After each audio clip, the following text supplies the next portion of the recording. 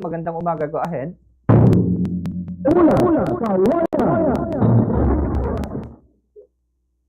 Yes, Bombo Kervin, magandang umaga. Kasalukuyang isinasagawa ngayon itong groundbreaking ceremony para sa NFA Modernized Warehouse bilang suporta dito sa buffer stocking program ng National Food Authority. Personal itong dinaluhan ngayon ni NFA Administrator Larry Lacson kasama ang mga regional officials ng NFA at maging ang mga LG officials ng lungsod ng Kawayan headed ng City Mayor ng lungsod si Mayor Cesar JCD ay kay NFA Administrator Larry Lacson. Ang proyekto ay bahagi ng modernisasyon na ginagawa ng pamahalaan sa NFA upang makatulong sa mga magsasaka. Katuwang din dito ang ipinagkaloob na budget ng bansang Japan na magagamit para sa pagbili ng state-of-the-art na mga equipment. Ayon sa administrator, sakaling matapos ang proyekto, mas mapapalawak nito ang buffer stocking ng NFA. Ibig sabihin ay mas maraming stock ng bigas ang maaaring bilhin ng NFA mula sa mga magsasaka. Samantala bukas ay nakatakda rin na magkaroon ng kaparehong groundbreaking ceremony sa bayan ng Rojas Isabela para sa itatayo rin katulad nito ang modernized warehouse ng NFA. Samantala ganito ang ating naging panayam kay NFA Administrator Larry Lacson. Ngayong araw, ita natin ang ating magsasaka para sabay-sabay nating ground break yung ating napaka-importanteng proyekto dito sa Isabela, particularly dito sa Kawayan, no? Yung itatayo nating modern na rice processing facility under ng modernization program ng National Food Authority, no? Ito yung itatayo natin dito ay ang counterpart ng gobyerno ng Pilipinas ay 146 million that will comprise of the building and other mga ancillary like yung truck scale, yung laboratorio. So lahat yan 146 million, and the JICA na yung nagbigay ng grant 665 million worth yung ibibigay nila na rice processing equipments, no? So yan, napakalaking proyekto ito para sa Kawayan at sa Isabela. Yes, only mapupunta lang po yan dito sa Kawayan or kasama ang Rojas? Ang Rojas is another project ng National Food Authority, part of our nationwide modernization. Yun naman sa Rojas, it will be groundbreaking, no, tomorrow. Yun, roughly minimum yung 300 million worth. So for Isabela alone, ang investment nasa minimum 1.1 billion.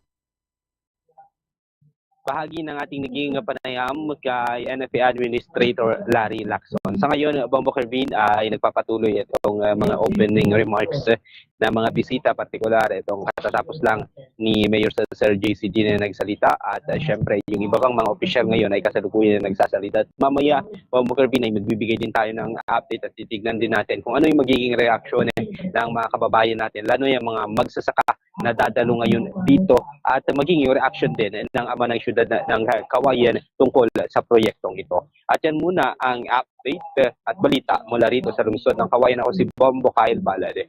This is Bombo Radio Philippines, the #1 and most trusted source of news and information. Basta Radyo, Bombo. DZNC. Bombo Kyle, yung modernized warehouse, itatayo ba yan sa tabi or parang i-reconstruct yung kasalukuyang warehouse ngayon sa Kawayan? Dito ngayon sa likod ng kasalukuyang warehouse dito sa Kawayan itatayo itong modernized warehouse, Bombo Kervin. Oh, as to modernize, ano raw yung kaibahan nito dito sa luma na warehouse?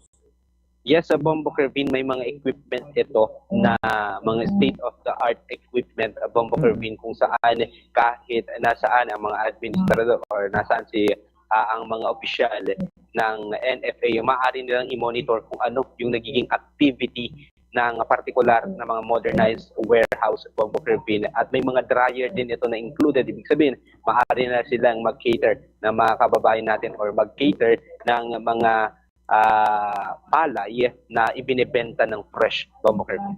Oo.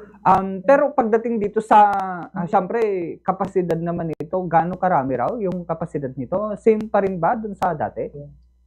Yes, sa Bombo Kervin, yung capacity nito ay marami-rami rin, Bombo Kerbin. Actually, etong facility na itatayo ngayon ay magiging additional na facility, Bombo Kerbin. Ibig sabihin, mas mapaparami na ngayon yung magiging buffer stocking ng NFA Kawayan para makakater na mas maraming mga magsasaka, Bombo Kerbin. Pero upon assessing dito ngayon na Bombo Kerbin, mostly ito may mga machinery na magagamit and of course may iaalat din for buffer stocking, Bombo Kerbin. Pero itong isa na nakatayo na ngayon ay magiging operational pa rin naman. This facility or bagong warehouse will be just addition, Bombo Kerbin, kasama ng mga equipment na meron ito, Bombo Kerbin.